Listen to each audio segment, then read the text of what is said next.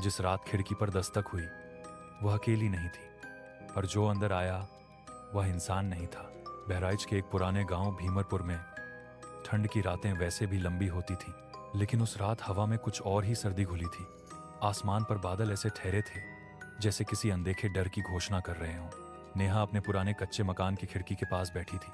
Phone पर network मुश्किल से आता था और बिजली की लंबी कटौती ने पूरे गांव को घुप अंधेरे में डुबो दिया था। उसकी मां काशीपुर अस्पताल में भर्ती थी और पिता खेतों पर गए हुए थे। मकान में सिर्फ नेहा और उसकी दादी थी।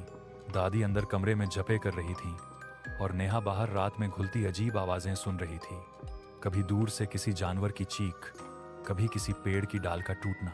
ठीक 12-4 बजे ठक ठक ठक खिड़की पर साफ दस्तक हुई। नेहा का दिल दहल गया। दस्तक ऐसी थी जैसे कोई उंगलियों से नहीं बल्कि किसी कठोर लंबी चीज से दे रहा हो। वह उठी नहीं, खिड़की की दरार से बाहर झांकने लगी। कुछ नहीं, सिर्फ अंधेरा। लेकिन दस्तक दोबारा हुई थकठकक, इस बार तेज, उतावली, जैसे दरवाजे के बाहर कोई धैर्य खो रहा हो। दादी ने अंदर से आवाज लगाई, नेहा खिड़की से दूर हट जा, रात के इस समय कोई अपना नहीं आता।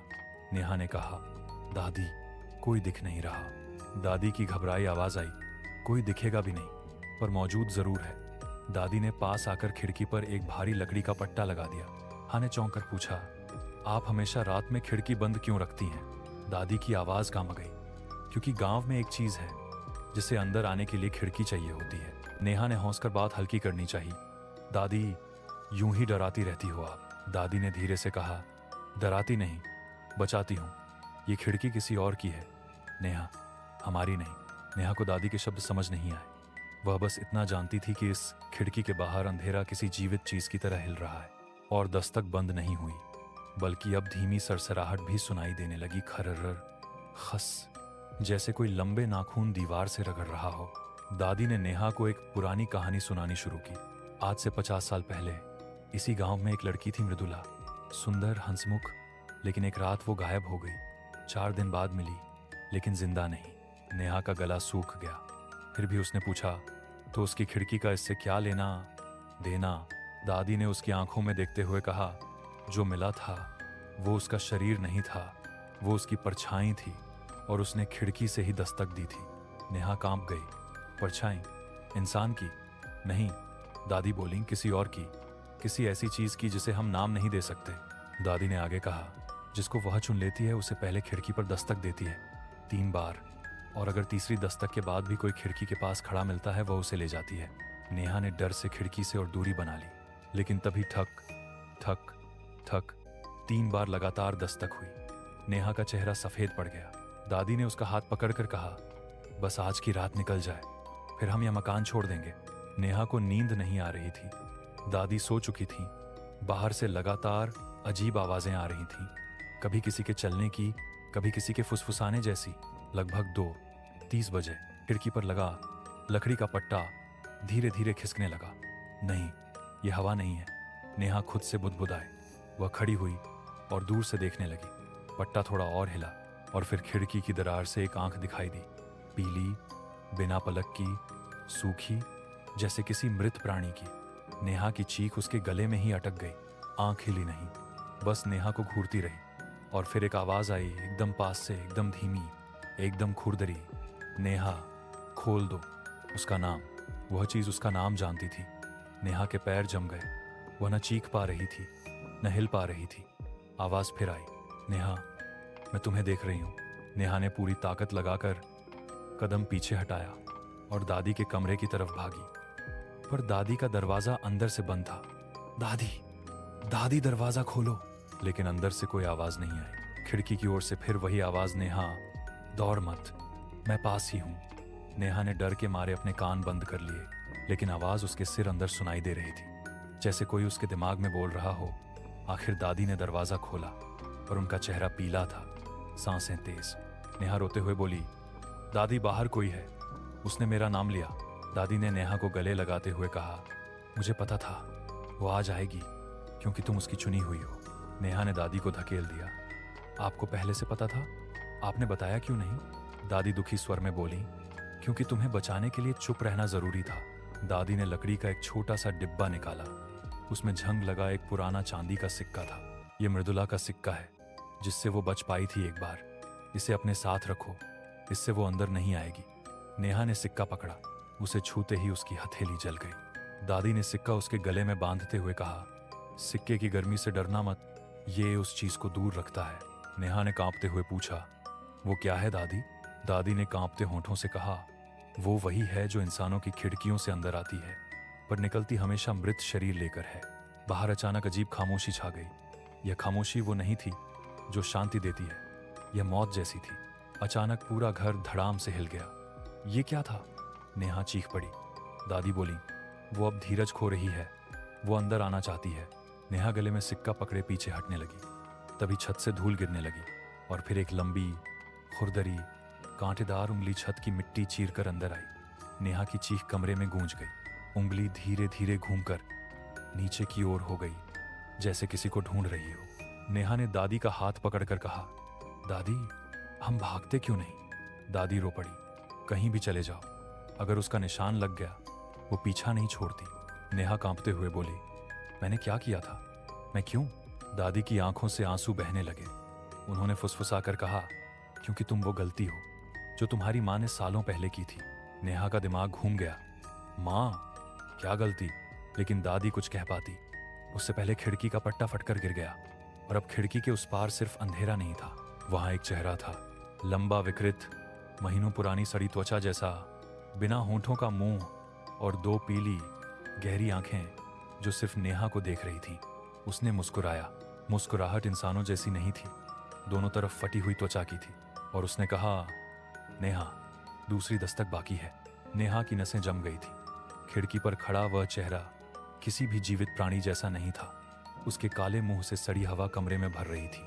और तभी ठक ठक, दूसरी दस्तक। लेकिन इस बार दस्तक खिड़की पर नहीं, अंदर से हुई, मानो वह अब कमरे में था। दादी ने जोर से नेहा को पीछे धकेलते हुए कहा, खिड़की से नजर मत मिलाना, अगर आंखें मिल गईं तो वो अंदर आ जाएगा। पर नेहा ने पहले ही एक पल के लिए उसकी आंखों में देख लिया था। बहुत देर हो चुकी थी। नेहा की धड़कनें तेज होने लगीं। उसके कानों में वही फुसफुसाहट, नेहा, बस एक और दस्तक, फिर तुम मेरी हो। दादी कांपते हुए बोली, नेहा, जो सुनाने वाली हूं उसे ध्यान से सुनो, यही तुम्हें बचाएगा। नेहा रोते हुए बोली, दादी, ये मुझे क्यों चाहता है? मैंने क्या किया? दादी की आंखों में दर्द भरा अतीत चमक गया। तुम्हारी माँ मृदुला को बचाने वाली थी। उस रात जब वो चीज मृदुला को लेने आई, तुम्हारी माँ जो तब छोटी थी ने गलती से उसकी आंख में देख लिया। उस सत्ता ने तुम्हारी माँ को मार कर दिया था। नेहा सुबक कर बोली, तो माँ बच गई, मैं क्यों? दादी ने गहरी सांस ली। तुम पैदा हुई और उसका निशान तुम्हारे साथ आया। वह तुम्हें लेने का हक अपने साथ लेकर गया था। तुम्हारी माँ जितना भी दूर भागी, यह परछाई नहीं छूटी। नेहा की आंखों में आंसू भर आए। तो यह मेरी गलती नहीं?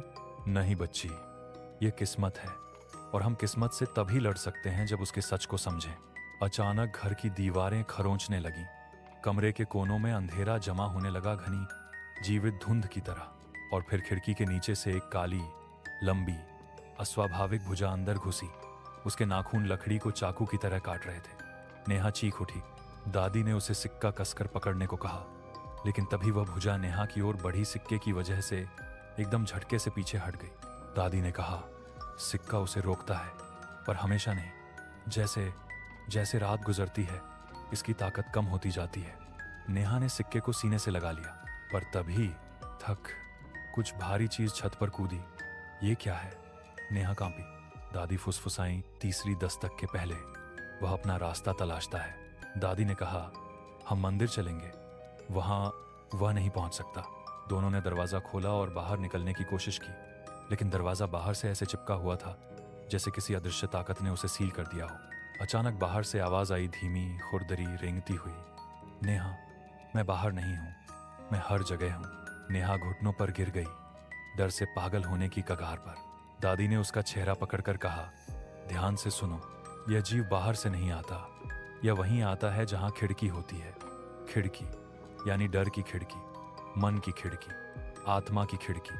नेहा ने कांपती आवाज में कहा, तो मैं इसे रोक कैसे सकती हूँ? दादी बोली, इसके अस्तित्व का दरवाजा बंद करके जो तुम्हारे अंदर है। नेहा को समझ नहीं आया। दादी ने नेहा को घर के सबसे पुराने हिस्से की ओर खींचा, जहां एक छोटा सा लकड़ी का दरवाजा मिट्टी में आधा दबा था।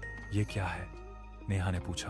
दादी बोली, यही वजह है कि वह आज तक इस घर पर मंडराता रहा। उन्होंने दरवाजा खोल दिया। एक ठंडी सीली हवा बाहर आई। नीचे मिट्टी के बीच एक छोटी अस्थि पेटी रखी थी। नेहा का दिल बैठ गया। दादी ने कहा, यह मृदुला का साया है, उसका अधूरा बचा हिस्सा। तुम्हारी माँ ने इसे छुपा दिया था और इसकी वजह से वह जीव पूरा रूप नहीं ले पाया। अब वह इसे पूरा करना चाहता है, तुम्हें लेकर। नेहा की सांसें रुकने लगी। अचानक पेटी खुद ब खुद कांपने लगी और बाहर से तीसरी आवाज थक थक। नेहा ने डर से दादी का हाथ पकड़ लिया। दादी! तीसरी दस्तक आने वाली है। अंधेरा कमरे में जमा होने लगा। हवा भारी हो गई। खिड़की की छड़ें मुड़ने लगीं, दीवारें कांपने लगीं और थक। तीसरी दस्तक हुई, लेकिन नेहा के सामने नहीं, दादी के सामने। दादी एकदम जड़ हो गईं। उनकी आंखें फैल गईं और उन्होंने धीरे से कहा, इस बार वो मुझे चुन रहा है। नेहा चीख पड़ी, नहीं दादी, आप नहीं।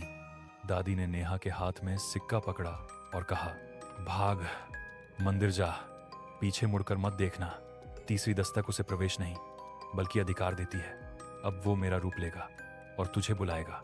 नेहा की आंखों में आंसू छलक पड़े। दादी बोली, अगर तू रुक गई तो सब खत्म। और अचानक अंधेरा दादी पर गिर पड़ा। उनका चेहरा गायब होता गया।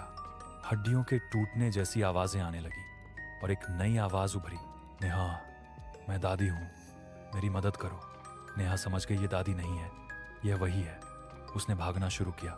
नेहा घर से निकलकर रात के अंधेरे खेतों में दौड़ रही थी। पीछे से वही आवाज, कभी दादी की, कभी उसकी माँ की, कभी उसकी अपनी आवाज में, नेहा रुक जा, तेरी सांस टूट जाएगी, मैं पकड़ लूंगा। नेहा ने कान बंद कर लिए, लेकिन आवाज उसके दिमाग अंदर थी। अचानक उसके पैर के पास मिट्टी फटने लगी। वह चीज जमीन के अंदर से निकलने की कोशिश कर रही थी। नेहा मंदिर की तरफ भागती रही। सिक्का उसके सीने पर तप रहा था, लाल हो चुका था। पीछे से वह सत्ता करीब आ रही थी, उसकी लंबी विकृत परछाई फैली हुई। नेहा ने मंदिर की टूटी सीढ़ियां चढ़ी। दरवाजा बंद था। वह जोर से धकेलने लगी, कुछ नहीं हुआ। पीछे से आवाज, दरवाजा तू खुद खोलेगी या मैं खोलूं? नेहा ने पूरा जोर लगाया। दरवाजा धड़ाम से खुल गया। वह अंदर भागी। सिक्का एकदम ठंडा पड़ गया, जैसे किसी ने आग बुझा दी हो। वह अंदर बैठकर रोने लगी। अंदर मंदिर में एक पुरानी टूटी हुई मूर्ति थी। उसके पीछे एक पत्थर पर लिखा था, जिसे परछाई ने चुना हो वह प्रकाश से ही बच सकता है। नेहा ने कांपती आवाज में मंत्र पढ़ने की कोशिश की, लेकिन शब्द समझ नहीं आए। तभी मंदिर का दरवाजा खुद से खुल गया और वह अंदर आ गया। लेकिन धुंध की तरह, आकार बदलता हुआ, चेहरे बदलता हुआ, कभी दादी, कभी माँ, कभी मृदुला का साया। नेहा एक कोने में सिमट गई। वह साया बोला, नेहा, तुमने बहुत भाग लिया, अब आओ, खिड़की खोल दो। नेहा ने कांपते हुए पूछा, खिड़की? यहाँ तो कोई खिड़की नहीं है। उस साये ने मुस्कुराकर कहा, हर इंसान की आत्मा में एक खिड़की होती है। जिसने डर के लिए जगह छोड़ी वही मेरी है। नेहा को अचानक मृदुला की अस्थि पेटी याद आई। वह चिल्लाई, तू पूरा तभी होता है जब कोई डर की खिड़की खोल दे, पर मैं नहीं खोलूंगी। साया गुस्से से कांपने लगा। नेहा ने जमीन से एक पुरानी घंटी उठाई और पूरी ताकत से बजाई। झनननन साया पीछे हट गया। उसकी त्वचा फटने लगी। आंखों में आग जैसी रोशनी भर गई। वह चीखा नहीं, यह रोशनी, यह आवाज, यह मुझे जला देगी। नेहा ने लगातार घंटी बजाई। मंदिर में एक तेज चमक पैदा हुई। साया झुलसने लगा। अचानक साया मिट्टी में धंसने लगा, जैसे कोई उसे नीचे खींच रहा हो। उसकी आखिरी चीख मंदिर में गूंजी, नेहा, खिड़की बंद नहीं हुई है, मैं वापस आऊंगा। और वह गायब हो गया। मंदिर में खामोशी छा गई। नेहा बेहोश होकर गिर पड़ी। सूरज की पहली किरणें जब मंदिर पर पड़ी, गांव वाले नेहा को बेहोश पाए। उसकी गर्दन का सिक्का काला पड़ चुका था, जैसे उसने कुछ भीतर सोख लिया हो। नेहा को घर ले जाया गया। दादी नहीं मिली, सिर्फ दादी की सलैया और टूटी हुई चप्पलें और खिड़की पर 3 खून जैसे निशान। क्या अंत या शुरुआत? 2 महीने बाद नेहा अपने नए शहर वाले घर की खिड़की साफ कर रही थी। रात के 12:04 हुए। अचानक हल्की दस्तक हुई। नेहा ठिठक गई। उसकी सांस रुक गई। उसने धीरे धीरे पर्दे हटाए। बाहर कोई नहीं था। वह मुस्कुराए, मैं नहीं डरती। लेकिन जैसे ही वह पीछे मुड़ी, बाहर की कांच पर कुछ लिखा हुआ दिखाई दिया। उंगली से खुरचा हुआ। दूसरी दस्तक। जल्द ही नेहा जम गई। कांच पर उसका अपना धुंधला प्रतिबिंब था, लेकिन उस प्रतिबिंब के पीछे डरावनी पीली आंखें दिखाई दी। दी एंड।